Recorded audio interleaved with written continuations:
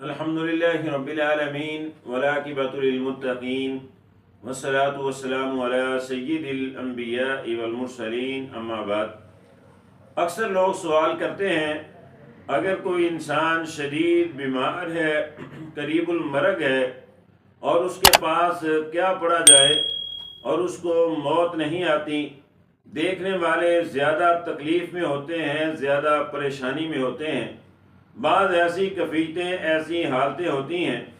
کہ اوپر جو دیکھنے والے ورثاء ہوتے ہیں ان کو زیادہ تکلیف ہوتی ہے، زیادہ پریشانی لاحق ہوتی ہے کہ اپنے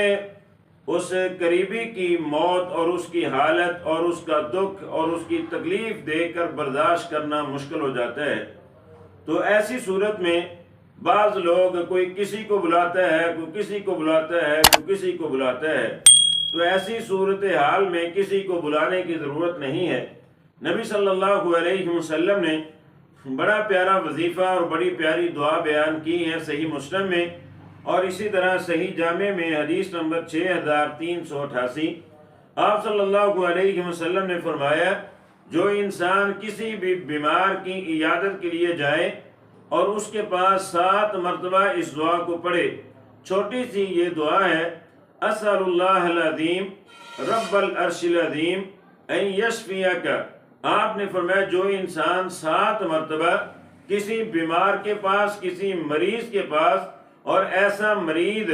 جو شدید بیمار ہو اس کے پاس 7 مرتبہ آپ اس دعا کو پڑھ دیں، رسول اللہ صلی اللہ علیہ وسلم کا فرمان ہے کہ اگر اس کی قسمت میں شفا ہے تو اللہ رب العزت ضرور اس کو شفا یاب کرے گا، اگر اس کی قسمت میں شفا نہیں ہے تو اللہ رب العزت اس کو راحت عطا کر دے گا، اللہ رب العزت اس کو آسانی والی موت عطا کر دے گا، اور اوپر والے جو دیکھنے والے ہیں ان کی تکلیف ختم ہو جائے گی۔ بے شمار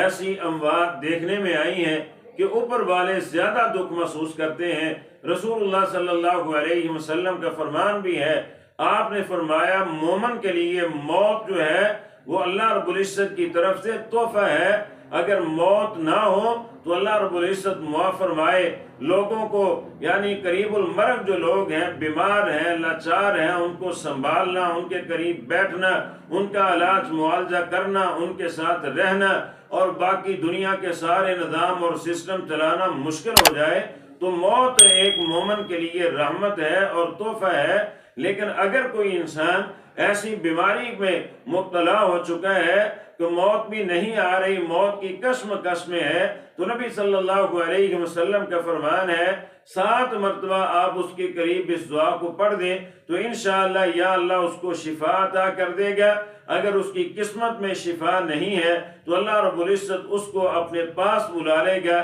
تاکہ جو جتنے بھی لوگ ہیں ان کی تکلیف اور ان کی پریشانی جو ہے وہ دور ہو جائے۔ اللہ رب العزت ہمیں اس دعا کو پڑھنے کی، یاد کرنے کی توفیق عطا کرے۔ سبحانک اللہم بحمدک اشہد ان لا الہ الا انت استغفرک و اتوب الیک۔